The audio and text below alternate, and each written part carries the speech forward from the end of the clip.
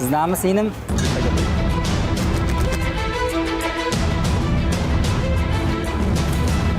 Odamlar yeyveradi deb soturasanlar. Mana bu tasvirlardagi banan mevasi, lekin ko'rib turganingizdek uning sifati ancha o'zgargan va qorayib iste'molga yaroqsiz holatga kelib qolgan. Perchatkangiz ham yo'q ekan. Tibbiy ko'rikdan o'tmaganmisiz? Men ko'chadan kelyapman, bilmayman. Siz sog'lommisiz? Yuqumli kasalligingiz bormi? Men buni so'rab bering, hozir telefon qilib buni qayerdan olib keladi o'zim. Nima buni hujjati yo'q. Sotuvchining so'zlariga ko'ra ushbu bananlar kokteyl ichimligiga qo'shish uchun muzlatgichda saqlanmoqda. Bundan tashqari mana bu sut mahsulotlarini sifatini kafolatlovchi hech qanday hujjatlari ham yo'q. Shu bois ham ikkilamchi idishda saqlanayotgan va iste'molga yaroqsiz deya topilgan bananlar tegishli tartibda yo'q qilindi. Qanday sharoitda tayyorlangani noma'lum bo'lgan kompotlar va go'jalar ham ses xodimlarining e'tiboridan chetda qolmadi.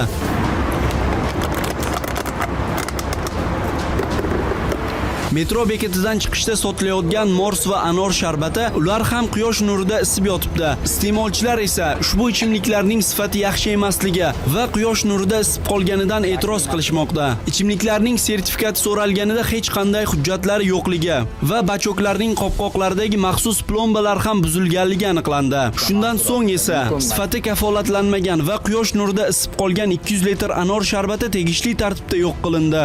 Bugun odamlar gavjum joylarda sotilayotgan salqin ichimliklarning barchasi ham gigiyena talablariga javob beradi deya olmaymiz.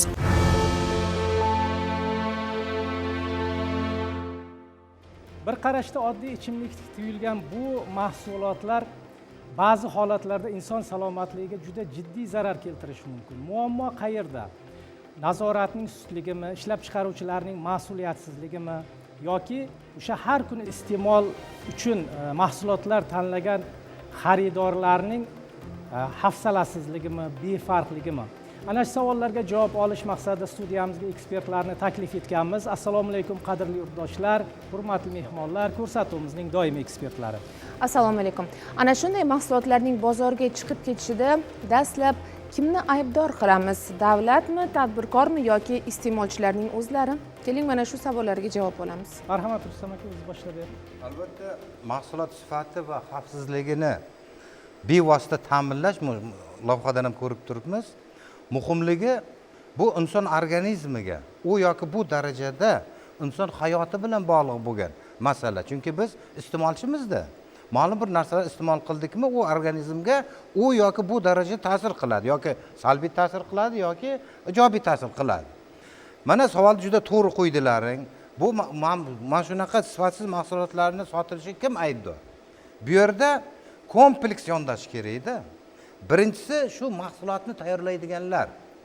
Ularga qo'yiladigan talablarning bajarmasligi. Ikkinchi, tekshiruvchi va nazorat qiluvchi organlarning ma'lum bir ma'noda ularning faoliyatini tashkil etishdagi kamchiliklarni ham inobatga olishimiz kerak. Uchinchisi, bevosita o'sha bozor nazorati, ya'ni ma'lum bir mexanizm shunday joriy etilgan bo'lishi kerakki, sifatsiz mahsulotlarni sotishga ular imkoniyat qilmash kerak. Va to'rtinchisi, shu ishlab chiqaruvchilarning o'zida shu hozir lavhada ko'rsatilgan sifatsiz mahsulotni o'zi iste'mol qilmaydi shularni. Va biladi ular shuni inson organizmiga zararli ekanligini, lekin uning orqasida pul turibdi. Rustam aka, va beshinchisi bu xalqimizni o'zini nazorat qilishdagi ko'nikmasining uncha kuchli emasligi. Ya'ni pul sarflayapsanmi, shu olayotgan narsangni qanday sifati, qanday, nima ekan, nima uchun u arzon? Savol berish kerak-da.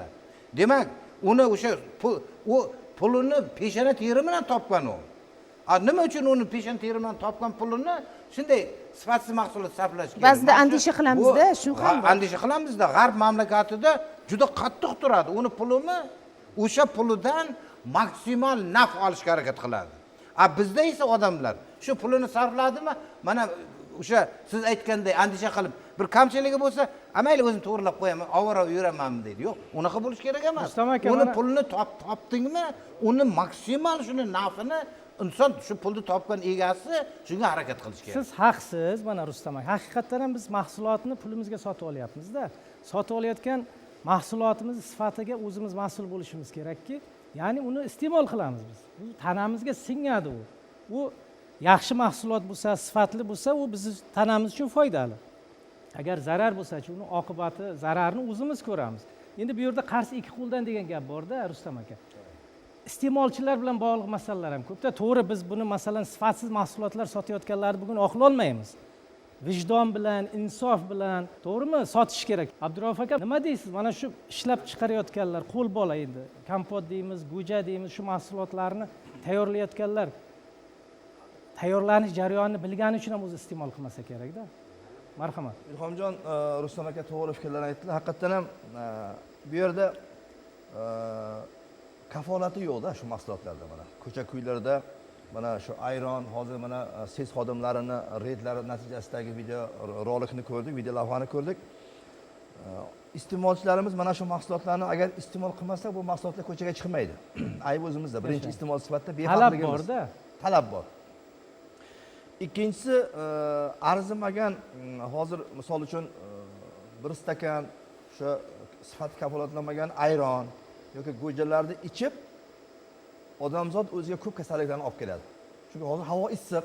Undan ko'ra o'sha do'konlarda ma'lum bir haroratda sotilayotgan o'sha gazli suvlarni olib iste'mol qilganimiz 1000 marta afzal. Endi yana bir jihati, mana ses xodimlari, oziq-ovqat xavfsizligi qo'mitalari yana bu bo'yicha faollikni oshiradilar degan niyatdamiz. Hozir mana ko'cha-ko'ylarda tarvuz, qovun, handaraklar ham sotilishi juda avj olib ketdi. Afsuski, mana shu qovunlardan, tarvuzlardan ham hozir zaharlanish holatlari kuchayib ketdi. Hech kim sizni demaydi hozir. Hech kim, hamma jim, hech narsa bo'lmagandek. Chunki tarvuz yetishtiradigan dehqonlarimizni ba'zilari, hammasi endi bo'lmaydi. O'sha kimyoviy moddalar, ya'ni selektorlarni keragidan ortiq ishlatib, uni tezroq tarvuzni pishirib, tezroq olib kelib sotay, tezroq ishlaydigan Unda ma'noda. ham iqtisodiy manfaat. Ha, chunki o'zimizni boshimizdan ham o'tdi. Mana shu ko'chadagi tarvuz qovunlarni ham sifatini nazorat qilish. Hech kim nazorat qilmaydi. Mana yo'llar bo'ylarida qovun, tarvuzlar sotilyapti. Uni hech kim nazorat qilmaydi. Haqiqatan ham xohlagan odam nazorat xohlagan qilmaydi. daraxtdagi qovun sotyapti. Katta rahmat. Keling, mana mutaxassisga yuzdan Jonibek aka, mana har yil shu mavzuni ko'taramiz-da. O'tgan yili, undan oldingi yili mana yoz keldimi, o'sha salqin ichimliklar, sifatsiz mahsulotlar deymiz. Tizimda qandaydir bir bo'shliqlar bor. Bunga qanday bir yechim qilsak bo'ladi? Mana biz ham tanqid qilyapmiz, tahlil qilyapmiz, mahsulot sifatli bo'lsin deyapmiz. Lekin baribir bu takrorlanyapti-da. Buni yechimini qanday topsak bo'ladi? Men fikrlarim, o'zim fikrimni bildirib o'tmoqchiman. Bu mutlaqo nazorat qilinmaydi degan fikrga men mutlaq qo'shila olmayman bu jarayonda. Aytishimiz kerakki, aynan deylik, poytaxtimizda joylashgan bozor rastalarida sotiladigan har bitta mahsulotimiz va polis mahsulotlari ham albatta bozorga kirib kelish jarayonida, men birinchi bozorga to'xtalib o'tmoqchiman. Veterinariya, sanitariya, ekspertiza laboratoriyalari mavjud va bu jarayonda ular ekspertizadan o'tadi. Ya'ni kim tarvuz qovunlarni nitrat miqdori tekshiriladi. Agar u iste'molga yaroqli bo'lgan taqdirda biz savdoga chiqarishga ruxsat beramiz. Barchasi bitta-bittadan, albatta. Ya'ni bir partiya bitta tekshirilmaydi. O'sha kelgan bitta partiyada tekshiriladi. Aynan taxminiy tanlab olinadi mahsulotlar va o'sha jarayonda nitrat miqdori tekshiriladi. Va men bu jarayonlarda ham o'zim ishtirok etganman. Hattoki o'sha bozorlarimizda mahsulotlarning sifatini tekshirish jarayonida kerak bo'lsa tonnalab o'sha xolis mahsulotlarni yo'q qilish jarayonlari ham kuzatilgan aynan. Va ko'cha-ko'ylarda shaxsan men o'zim ijtimoiy tarmoq vakillari yoki nima deydi, ommaviy axborot vositalari bilan hamkorlikda reyd tadbirlarni ham amalga oshirib turamiz. Ya'niki bu tadbirni ko'pchilik o'ylamaydida, aytishadiki ko'z bo'yamachilik uchun qiladi siz yoki o'zini ko'rsatish uchun qilyapti. Va aytishim kerakki, bu reyd tadbirlarni amalga oshirilishi avvalo jamoatchilikka biz ko'rsataylik. Ya'ni kim xabardor bo'lsin, ertaga mahsulot xarid qilish uchun borganida e'tibor qaratsin. Mana shunaqa hujjatlarni so'rash kerak ekan yoki mana shunaqa sharoitda saqlanish kerak ekan deb aytilganidek, haqiqatan ham biz mehnat qilib topayotgan pulimizga kasallik sotib olishimiz mumkin. Va yana bir tomoni bor bu narsani. Bugun deylik, mana bu ko'chani yo'l yuzida sotayotgan tarvuz mahsulotini biz borib tekshirganimizda haqiqatan ham ko'chadagi birorta tarvuz qovun mahsulotlarimizda sanitariya xulosasi yoki aynan tekshirilganlik xulosalari mavjud emas. Ya'ni kim ular dehqonlar o'sha yetishtiradi va o'sha yuk mashinalariga solib olib kelib sotib ketadi.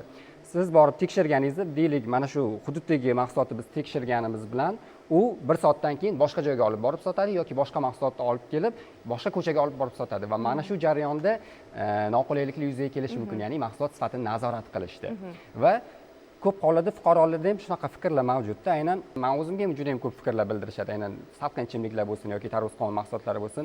Ota bobomiz davrida iste'mol qilganmiz, shunaqa sotishardi yoki yeb hech kim o'lmagan degan fikrlarni bildirishadi. Oshqozon ichak faoliyatimizda o'zgarish bo'lsa yoki diareya holatlari kuzatilsa, shu nimadir noto'g'ri iste'mol qilib qo'ydimda deb hattoki o'zimiz bila olmaymiz va aslida shu kabi sifatsiz mahsulotni iste'mol qilish oqibatida kasallik yuzaga kelgan bo'ladi. Katta rahmat. Mana bilmaydi. Jonibek aka, mana o'zi ham bilmaydi. qanday bir tizimda ish ko'rilsa mana shu takrorlanmaydida. Har yil mana boryapmiz, reydlarni ko'ryapmiz-da, baribir bu holat takrorlanyapti-da. Qanday bir yechim? Yondosh tizimlar ham do'stimiz haqiqatan to'g'ri jarayonga gaplayapti. jalb qilinish kerak. Endi bu yerda nazorat, to'g'ri nazorat qilish kerak. Mana SES xodimlarini ham misol uchun mana Xodimlarning ham soni bor-da. Soni bor, yetadi. Har Yetmaydi-da. bir ko'chaga, har bir daraxtga bitta xodim imkoniyati yo'q bu narsalar. yashang. Lekin bu yerda bizda nodavlat, notijorat tashkilotlarimiz bor, partiyalarimiz bor, mahallalarimiz bor, jamoatchilik kengashlari bor. Ular ham nazorat qilish kerak-ku, yordam qilish kerak-ku. Faqatgina bu mas'ul idoralarning vazifasi emas buni. Bir mahallaga kelib sotyaptimi? O'sha bu aytgandek, misol uchun, daraxt tagida, soyada mashinada sotyaptimi? Uni chiqib so'rash kerak. Demak, kompleks Qani nazoratni yo'lga qo'yish kerak. Jamoatchilik- Barcha mutasaddi jamoatchilik tashkilotlar agar birlashishi shakllanmasa, kerak. Bu narsani nazorat qilish Marhamat. bo'ladi. Marhamat Ahmadjon. Mana shu tarvuzqon bozorida sotilardi. Oldin har bitta bozori o'zini territoriyasi bo'lardi, tarvuzqon sotadigan. Hozir u narsa yo'q ketgan. U 10 yildan oshib ketdi. Hozir betonga chiqsangiz hamma atrof tarvuzqon bo'lib yotibdi. Shahar ichida ham shunday. Ya endi qarang. Bozorga borsangiz, bular aytibdilar, hozir tekshiriladi deyapti. Bozorga tarvuz olib kirgandan keyin, sotishni boshlagandan keyin uni olib ketadi, to'g'rimi? Olib ketib tekshirguncha bu yerda uje yarmini sotib bo'ladi. Aholi uje olib bo'lgan narsasini tekshirgan nima keragi bor? Hozir любой shu betonga boring, mashina umuman yurmaydi. Balonlari teshilib yotibdi. Olib keladi tarvuz ichiga to'ldirib qo'yadi, sotaveradi. Olib keladi tarvuz ichiga to'ldirib tortaveradi. Tarvuz sotishi ham o'zini tartibi bo'lgan. Hozir bozorlarda joy yo'qmi? Ular kimga patta pul to'laydi? Oldin ular davlatga pul to'lardi. Bozorda savdo qilasizmi? Davlatga tushum bo'lardi. Hozir o'tdi o'sha territoriyani qarab yuradiganligi pul Mana shu Ahmadjon aka, xalqqa yaxshi yo'lida sotiladigan, masalani ko'taryapsiz-da. tarvuz Buni qonunlar qanday bir haqida. yechim topsak bo'ladi? yechim bo'lsa bo'ladi. Qanday masalan? Misol uchun Marhamat. har bitta bozor o'zini territoriyasida tarvuz poliz mahsulotlar sotadigan territoriya bo'lishi kerak. Yo, bozorlarda bor. Yo'q hozir. Hozir unday emas. Yo'q.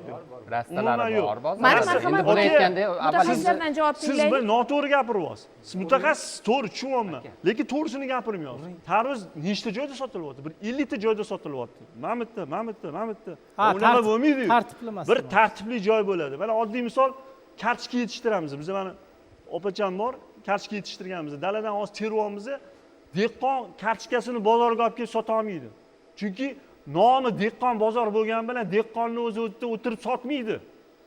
3-4 qo'ldan kartoshka olasizlar sizlar. Mana 6000 sotilyapti kartoshka. Biz 4000 dan berib yuboryapmiz dalani o'zidan shuni olib ketishga. Odamlar mana shuni bilsin. Kartoshka dalada 4000, bozorga olib kelyapti, uni 6000 sotib o'tiribdi. Kartoshkani bozorga olib kelsa, bizga joyi yo'q o'sha kartoshkani sotadigan. Nimaga? Chunki sababi o'sha kenayni tartib qish qilinmagan. 12 oy ko'rasiz kartoshka sotadi. U kartoshkasi tamom bo'lmaydi kenayni. Bozordan olib keladi, sotaveradi, bozordan olib keladi, sotaveradi. Ha, Bizga o'xshagan dehqon- Ya'ni odamlar dehqon bor. emas, u olib sotadi. Olib sotar. demoqchisiz, olib 75% olib sotar bo'lib o'tirib qolgan. To'g'ri aytyapsiz, lekin bir narsani tushunish kerak. Bozorga ixtisoslashuv bor. Biron bir dunyo praktikasida yo'qki, yetishtirgan dehqon o'zi kelib sotsin degan.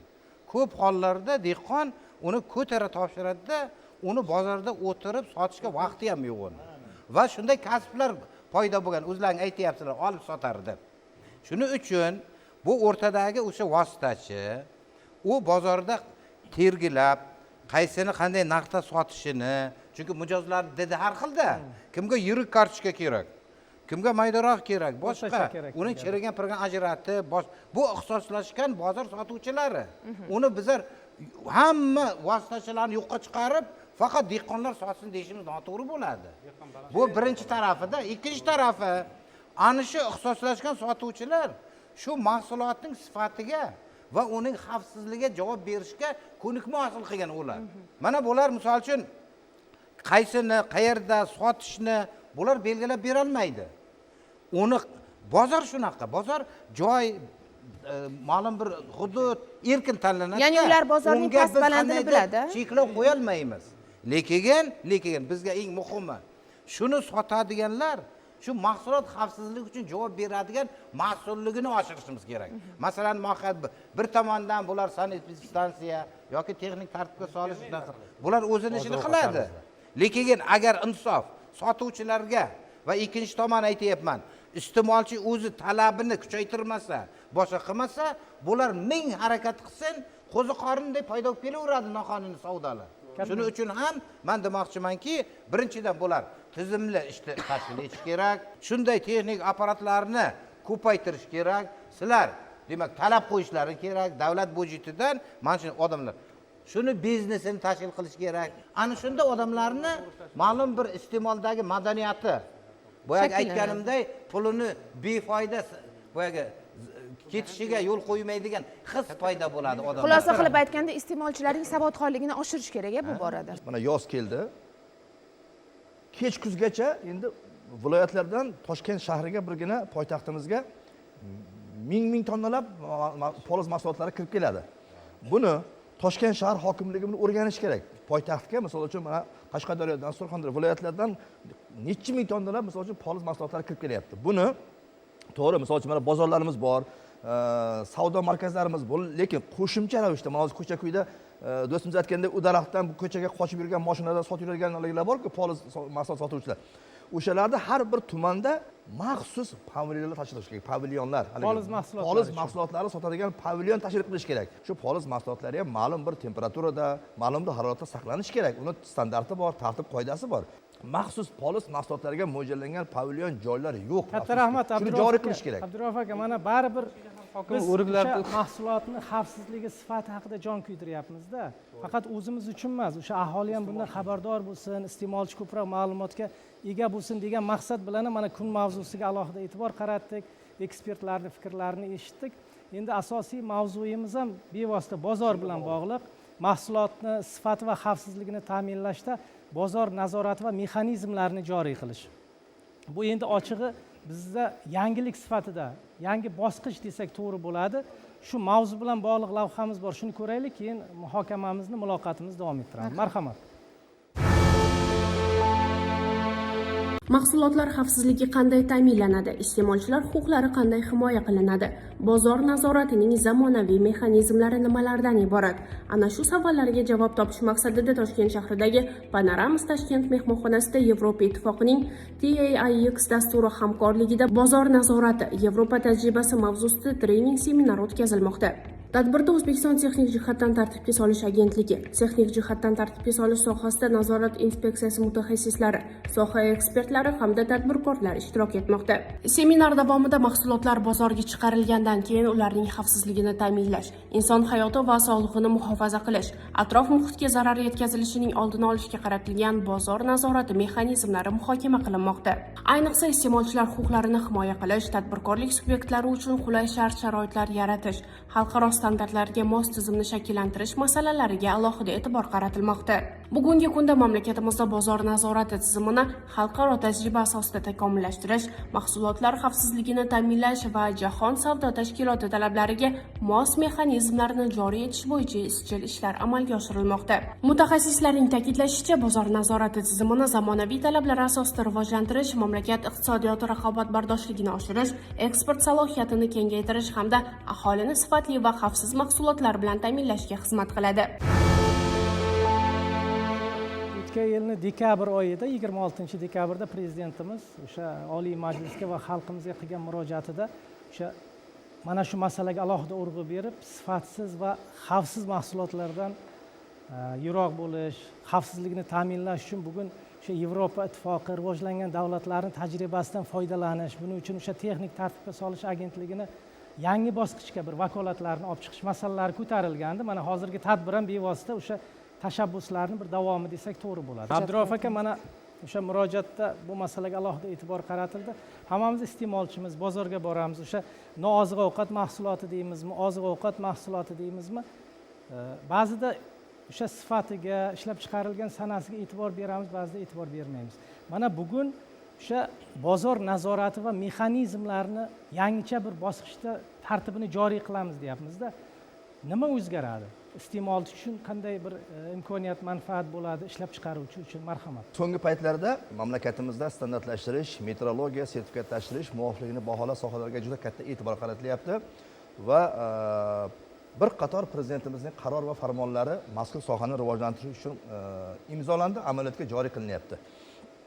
Endi masalani to'g'ri qo'ydingiz. Haqiqatan ham so'nggi paytlarda mana shu O'zbekiston texnik jihatdan tartibga solish agentligi va tegishli idora mas'ullar hamkorlarimiz bilan birgalikda o'zimizda ishlab chiqarilayotgan milliy mahsulotlarimizning birinchi navbatda sifatini oshirish, raqobatbardoshligini ta'minlash. Bu ichki bozor bo'ladimi, tashqi bozor bo'ladimi, sifat. Chunki xalqaro standartlar asosida agar mahsulot ishlab chiqarilsa, albatta u sifat talabiga javob beradi.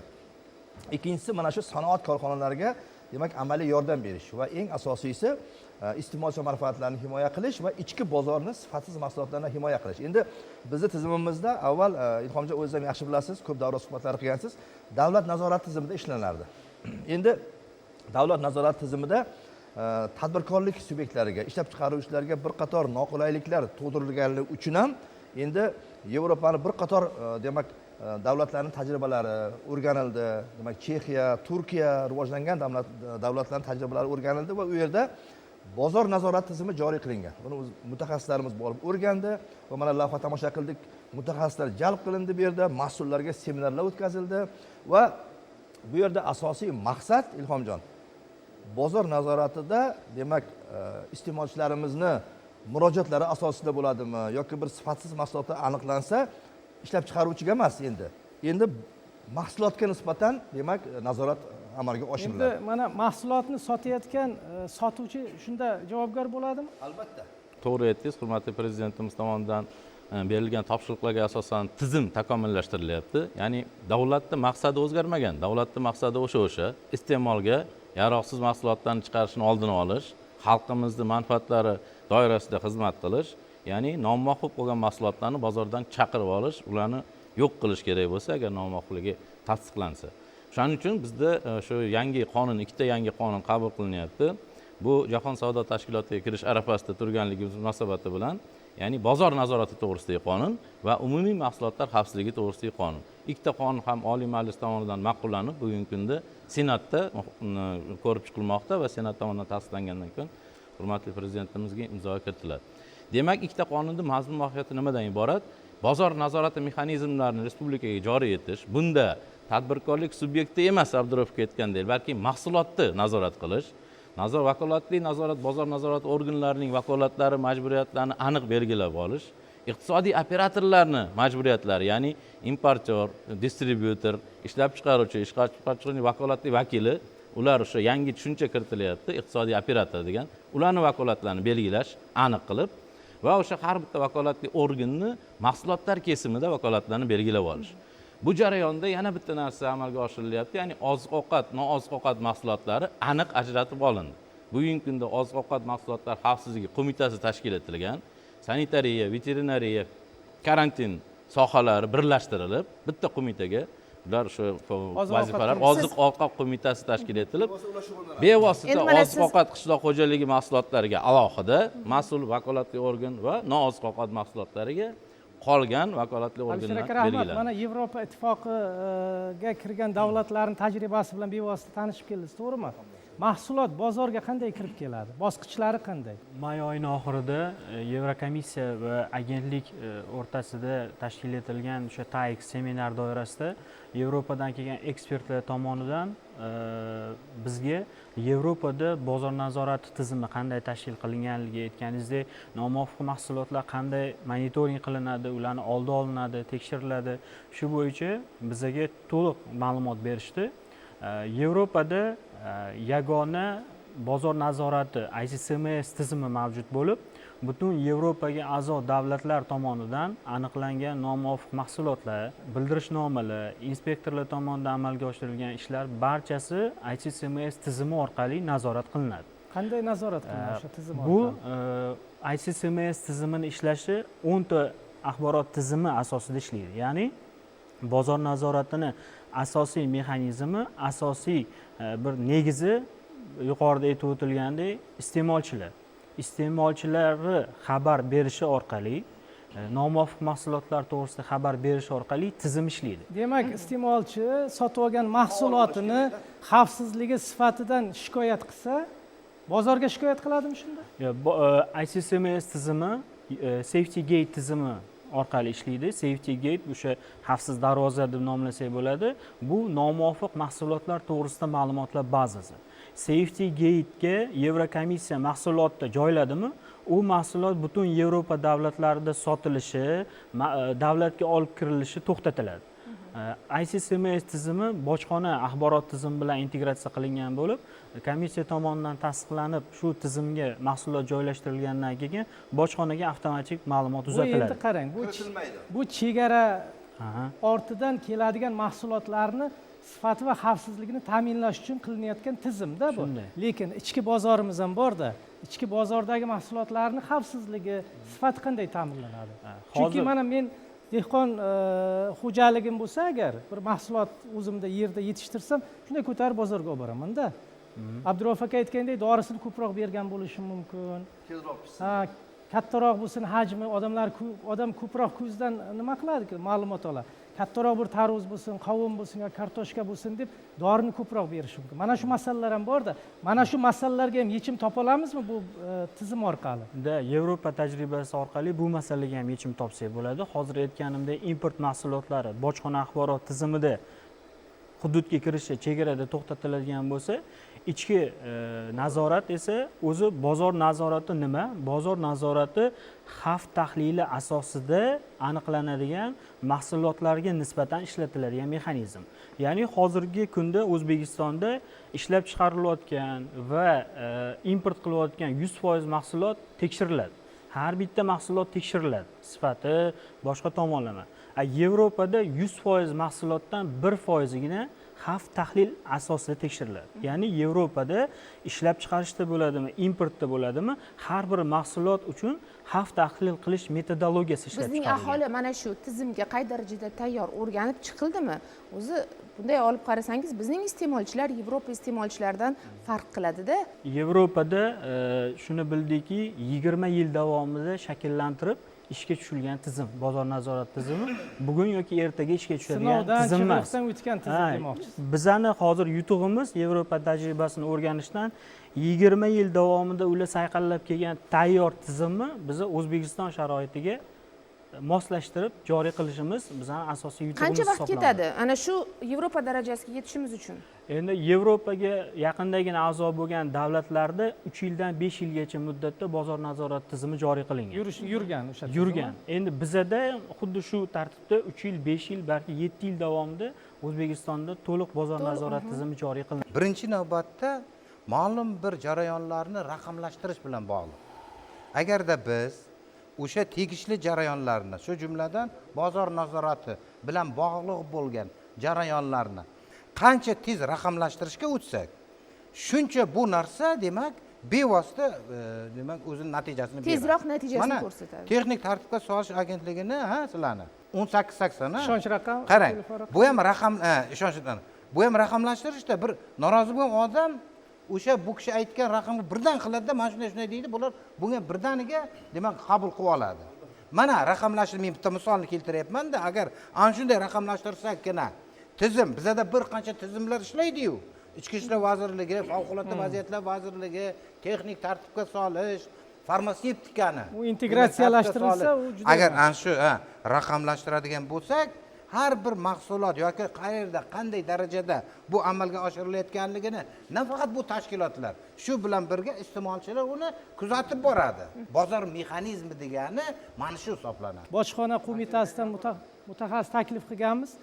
Asosan chegaradan o'sha noqonuniy yo'llar bilan xavfsizligi ta'minlanmagan sifatsiz mahsulotlar kirib keladi-da. Bojxona organlarining dasturlari mavjud, ya'ni E-tranzit dasturi. Bu orqali vakolatli tashkilotlar bilan integratsiya qilingan. Olib kelingan, ya'ni qo'shni davlatlardan import qilinadigan mahsulotlarni o'sha E-tranzit dasturida o'sha texnik tartibga solish agentligi dedik, u SES, ya'ni oziq-ovqat, umuman olganda oziq-ovqat qo'mitasi ruxsatnomasi yuklangandan so'ng, ya'ni o'sha yerda dasturda bo'lgandan so'ng O'zbekiston Respublikasiga kirishga ruxsat beriladi. Sardor aka, mana xorijda mahsulot kirib kelyapti-da, to'g'ri, namunasi tekshiriladi, xulosasi olinadi, ruxsat berilgandan keyin katta partiyada mahsulot olib kelinadi, to'g'rimi? Xuddi shunday. O'sha mahsulot haqida umumiy bir ma'lumotlar bazada bo'ladimi? Mana albatta hamma narsa bo'ladi. Integratsiyalashgan bazada. Hamma ma'lumoti bo'ladi.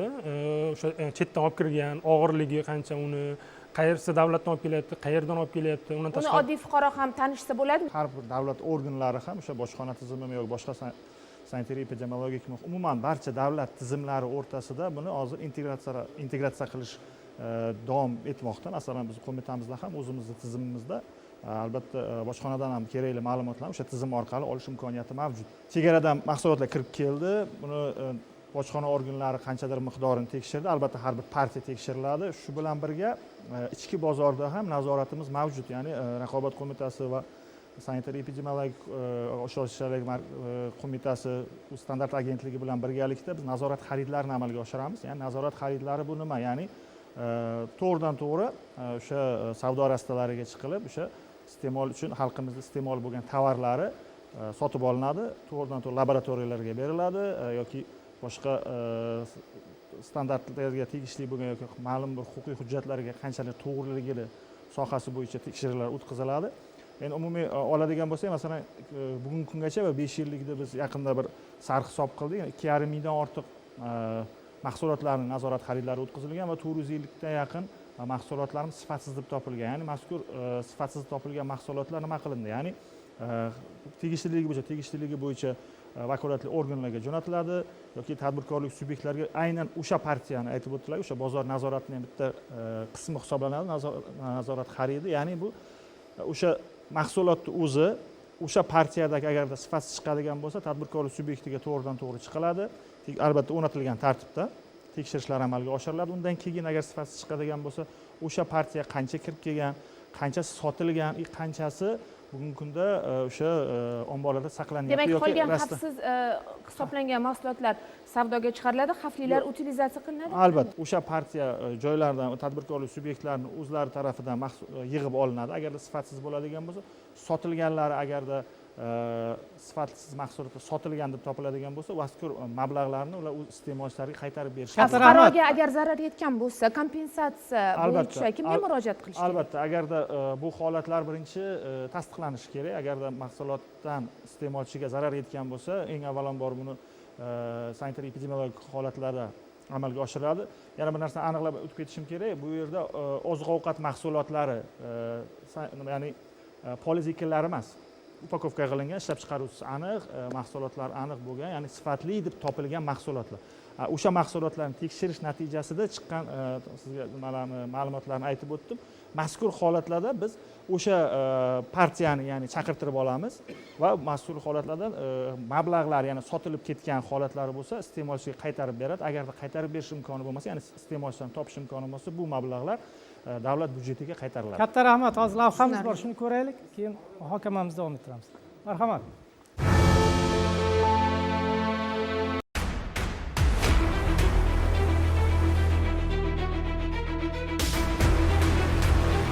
Andijon muzqaymog'i ostidagi dahshatli manzara fosh etildi. Toshkent shahar sanitariya epidemiologik osoyishtalik va jamoat salomatligi boshqarmasi hamda Shayxontohur tuman bo'lim mutaxassislari tomonidan olib borilgan nazorat tadbirlari davomida aholi salomatligi uchun jiddiy xavf tug'diruvchi hamda zaharlanish holatini keltirib chiqarish xavfi yuqori bo'lgan 220 kilogramga yaqin Andijon muzqaymog'i nomi ostida sotilayotgan muzqaymoq noqonuniy tarzda saqlanib, tarqatilayotgani aniqlandi. Qayd etish kerakki, Shayxontohur tumanidagi yashash manzili sifatida ro'yxatga olingan xonadonda bir nechta shaxslar istiqomat qilib, noma'lum sharoitda tayyorlangan, sifati va xavfsizligini tasdiqlovchi xat hujjatlarga ega bo'lmagan va qadoqlarida kerakli ma'lumotlar ko'rsatilmagan muzqaymoqlar aholi iste'moli uchun chiqarilgan. Reyd davomida bir necha marta erib, qayta muzlatilgan muzqaymoq mahsulotlari antisanitariya holatida saqlanayotgani, mahsulotlar solingan idishlar bir necha vaqtdan buyon tozalanmagani, erib, qayta muzlatilgan muzqaymoqlarning ichiga har xil hasharotlar ham tushgani ma'lum bo'ldi.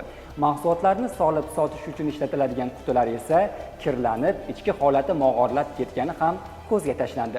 Muzqaymoq solib berish uchun mo'ljallangan vaflilar esa iflos idishlarda ochiq holatda yerda saqlanayotgani, iste'mol uchun sotish uchun chiqarilayotgani aniqlandi.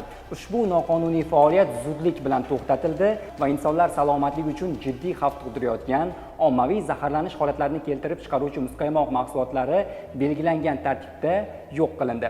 Muzqaymoq mahsulotlarini sotuvga chiqarib kelgan 3 nafar shaxsga nisbatan ma'muriy bayonnoma rasmiylashtirildi. Baholarni berishimizdan maqsad mana bozor nazorati bosqichi bizda yo'lga qo'yilgandan keyin qanday tartibga olinadi? Hech qanaqa qadoqqa ega bo'lmagan va noma'lum sharoitda tayyorlangan muzqaymoqlar. Mana bu mahsulotning o'zi aynan mutlaqo noma'lum sharoitda tayyorlangan. Buni biz tarkibi bo'yicha ham, qachon ishlab chiqarilgan, qayerda ishlab chiqarilganligi bo'yicha hech qanaqa ma'lumot mavjud emas.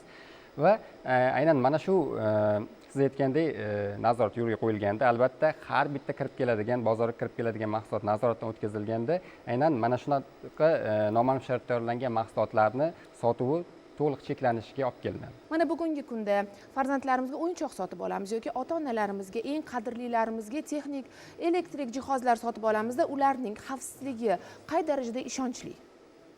Albatta bugungi kundagi yangi tizim, bozor nazorati tizimi joriy etilganda, avvalambor Rustam aka aytgandek, buni raqamlashtirish ko'zda tutilgan. Ya'ni bozor nazorati milliy axborot dasturi joriy etiladi va u dasturga men boshida ham aytib o'tdim, 9 ta bugungi kunda belgilayapmiz, taxminan u kamroq bo'lishi mumkin. Bu ham xalqaro tajribadan olingan vakolatli organlarni belgilash. Ya'ni elektrotexnika mahsulotlariga alohida vazirlik iqtidori belgilanadi, sanoat mahsulotlariga alohida, maishiy texnika mahsulotlariga alohida, ya'ni vakolatli organlarni vakolatlarini aniq belgilab olsak, har bitta mahsulot uchun vakolatli organ belgilanib, o'sha mahsulotni bozor nazorati amalga oshirilishi aniq belgilab, u bo'yicha chora ko'rilishi belgilansa, boyagi milliy bozor nazorati axborot dasturida hamma vakolatli organlar xodimimiz aytgandek birdan ishlaydi.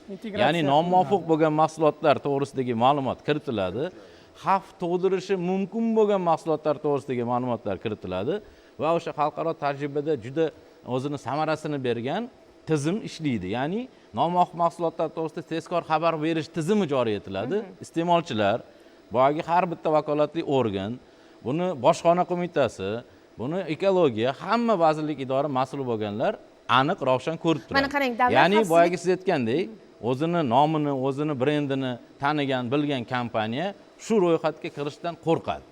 Agar u ro'yxatga kirsa, u ro'yxatdan chiqib ketishni harakatini qiladi. Mana shu ro'yxat bilan oddiy fuqaro ham tanishsa bo'ladimi? Albatta, fuqaro ham tanishadi. Qaysi sayt orqali yoki qaysi manba orqali tanishish imkoni bor? Murojaat qiladi-ku, qilish imkoniyati bor, demak bemalol kirishib ko'rishi mumkin. Agentlik tomonidan texnik tartibga solish milliy axborot tizimi ishga tushirilgan. Bu axborot tizimi negizida nomuvofiq mahsulotlarni elektron bazasi bor. Xohlagan fuqaro o'tga kirib sotayotgan mahsuloti qora ro'yxatga tushganmi yoki yo'qmi, shu bo'yicha tekshiradi. Buni ham biz bozor nazoratini birinchi qadamlari sifatida Yevropa tajribasi asosida ishlab chiqqanmiz. Bunda nazorat inspeksiyasi inspektorlar tomonidan nazorat xaridi, fuqarolardan kelib chiqqan murojaatlar, muvofiqlikni baholash jarayonida aniqlangan nomuvofiq mahsulotlar bizda Blacklist Resource degan sayt bor. O'sha saytga barcha ma'lumotlar joylab turadi. Nomuvofiq mahsulotlar. Qarang, importyorlar masalasi ham bor-da, mana importyorlar mahsulotni qabul qilyapti, lekin nomuvofiq, sifatsiz bo'lsa ham shuni sotishni harakatida bo'ladi-da. Shu tadbirkorlarga qanaqadir bir yengillikmi deymizmi yoki shu nomuvofiq mahsulotni haqiqatan o'sha importyorga ma'lumotini berish vakolatlari qanday? Chunki bizda yashiradi. Mana taqdimnoma kiritilgan reydlar natijasida qancha million mahsulotlar rastadan olingan, to'g'rimi? Nomuvofiq mahsulotlarni elektron bazasi bizda hozirgi kunda bojxona qo'mitasiga integratsiya qilinyapti va davlat xaridlari axborot tizimlariga integratsiya qilindi. Bunda nomuvofiq chiqayotgan mahsulot xuddi Yevropaga o'xshab O'zbekiston hududiga kirayotganda shu blacklist resursida mavjud bo'lsa, import to'xtatiladi. Ichki bozorda mahsulotlar davlat xaridlari platformalarida, elektron platformalarda sotuvga qo'yiladigan bo'lsa, lotga qo'yiladigan bo'lsa, bizning tizim orqali ma'lumot uzatiladi. Bu mahsulot nomuvofiqlik aniqlangan deydi va davlat o'sha xaridlarida savdo cheklanadi. Shu imkoniyatlar qilingan. Bozor nazorati va mexanizmlarini joriy qilishda bir kengash ham tashkil qilinish ko'zda tutilganda, buni vazifalari, vakolatlari qanday bo'ladi? tushuntiradi. Masalan, mana asosiy bitta bizning vazifamiz nima? Jazolovchi organ emasmiz. Asosiy vazifamiz mana tegishli vazirlik, idoralar, hamkorlar bilan targ'ibot, tashviqot ishlarini olib borish. Mana har hafta bizda mana bojxona qo'mitasidan o'tgan hafta keldi. Har hafta tadbirkorlar klubi tashkil qilingan. Turli yo'nalishlar bo'yicha tadbirkorlarni biz agentlikka yoki viloyatlar hududida yig'ib, ularga o'zimizning sohada amalga oshirayotgan ishlar, tadbirkorlik subyektlariga yaratilayotgan sharoitlar, imkoniyatlarni to'liq ularga biz ma'lumot beramiz.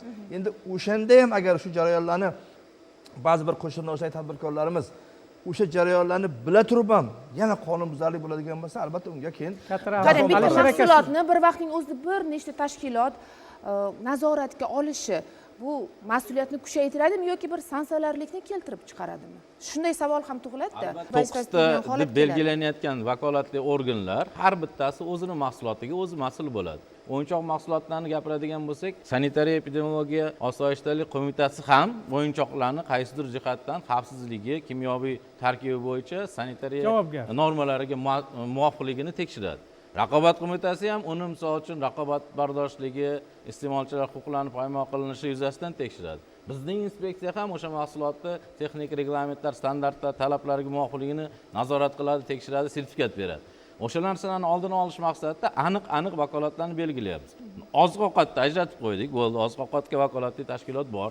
Endi nooziq-ovqat mahsulotlar turkumi ko'p bo'lishi munosabati bilan bitta inspeksiya takroran boshqa narsani tekshirmasligi uchun aniq belgilaymiz. Qurilish mahsulotlariga Qurilish vazirligi, energetika resurslariga Energetika vazirligi, boyagi xalq iste'mol mahsulotlariga, texnik jihatdan tartibga solish, yong'in xavfsizligi mahsulotlariga favqulodda vaziyatlar vazirligi va hokazo. Hammasini o'zini. Endi bu narsani hammasini jamlab bitta muvofiqlashtiruvchi organ bo'lishi uchun kengash tashkil etiladi.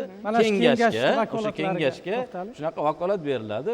Bozor nazorati mexanizmini to'g'ri ishlashi, elektron tizim, bozor nazorati milliy axborot tizimini ishlashi, uni nazorat qilinishi, boya qora ro'yxat, blacklistga kiritayotgan nomuvofiq mahsulotlarni bozordan chiqarib olish, uni bojxona orqali reeksport qilish agar import qilingan bo'lsa, agar u mahsulot to'g'rilanish imkoniyati bo'lsa, uni to'g'rilab qaytadan bozorga chiqarish, uni to'g'rilash imkoniyati bo'lmaydigan mahsulot bo'lsa, uni utilizatsiya qilish, ya'ni ekologiya vazirligi orqali uni olib borib axlatxonada yo'q qilish masalalarigacha qo'yiladi. Kengashga qaysi tashkilot, Kengashga o'sha 9 ta boyaga aytib o'tyapman-ku, vazirlik, idoralar kengashga a'zo bo'ladi. Kengash o'sha bozor nazorati vakolatli organlarning faoliyatini muvofiqlashtirib boradi. Mas'ul tashkilot bo'ladi, umumiy. Mana Yevropa ittifoqida bu Yevrokomissiya, chunki u yerda 27 ta davlat, har bitta davlatning ichida 15 ta, 13 ta, 14 ta, 20 ta nazorat qiluvchi organlar bor. Ularni hammasi bitta tizimda ishlaganligi munosabati bilan o'sha Yevrokomissiya 27 ta davlatni birlashtiradigan komissiya muvofiqlashtiruvchi organ hisoblanadi. Biz o'sha inson sog'ligi uchun xavfsiz bo'ladigan mahsulotlar, bundan tashqari nooziq-ovqat mahsulotlari va ko'p juda nazorat qilinadigan mahsulotlarni bozor nazoratini amalga oshirishimizning asosiy maqsadi bu yerda shu mahsulotlarni javob beradigan shuni sifatiga ixtisoslashuv. Maqsad shuni mana shu darajaga qilib, keyin muvofiqlashtirish kengash orqali bozor mexanizmini ishlab ketishini va albatta boya men aytganday axborot texnologiyalarini keng joriy etish orqali buni shu darajaga yetkazish. Katta rahmat. Bugungi mavzu haqiqatan dolzarb. Bozor nazorati qonuni qabul qilingandan keyin uni albatta bitta o'zimiz amalga oshira olmaymiz. Aytganimizdek, hamkor tashkilotlar, vazirliklar, idoralar, nodavlat tashkilotlari, keng jamoatchilik bilan buni amalga oshiramiz va eng asosiysi maqsad bu yerda shu bozorlarimizda, ichki bozorlarimizda sifatsiz mahsulotlardan himoya qilish kerakligini bo'lsak, qonunda samarali ishlashning eng katta yutuqlaridan bittasi iste'molchilarimizning bu yerda faolligi. Chunki iste'molchilarimiz agar befarq bo'lsa, u biror bir mahsulotni xarid qilsa, nomuvofiq qilsa, ham mayli endi peshonamda ekan deb ketaversa, unda u qonunlarimizning samaradorligi oshmaydi. Shuning uchun biz mana shu qonunlarimizni samaradorligini oshirishda albatta jamoatchilik bilan, sizlarga o'xshagan ommaviy axborot vositalari bilan ko'proq targ'ibot, tashviqot ishlarini amalga oshirishga rejalashgan. Bozor nazorati milliy axborot tizimi xavf tahlil qilish asosida ishlab chiqariladi va bozor nazorati tizimini raqamlashtirish orqali biz xavfli mahsulotlarni aniqlashdan ko'ra uni oldini olishga e'tibor qaratamiz.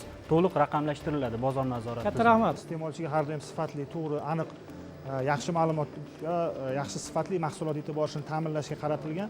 Shu bilan birga iste'molchilarimizdan ham bitta narsani so'rab qolardim, o'zlari xarid qilayotgan mahsulotdagi avvalambor ma'lumotlarni, shu bilan birga undagi sifati, qadog'i, umuman o'zlari xarid qilayotgan mahsulot to'g'risida to'liq tushunarli ma'lumot olishi va bu narsani sotayotgan tadbirkorlik subyektlaridan talab qilishlarini so'rab qolardik va olayotgan joylarga ham e'tibor berishlari kerakki, ya'ni sotib olayotgan mahsulot qayerdan olyapti va buni ertaga qandaydir muammo bo'lsa kimga murojaat qilishlarini ham bilib qolishlari maqsadga muvofiq bo'ladi. Rahmat Jonibek aka, mana sifatsiz mahsulotlar haqida reydlar o'tkazilyapti-da. Ancha-muncha oldi olinadi bu tizimdan keyin. Marhamat.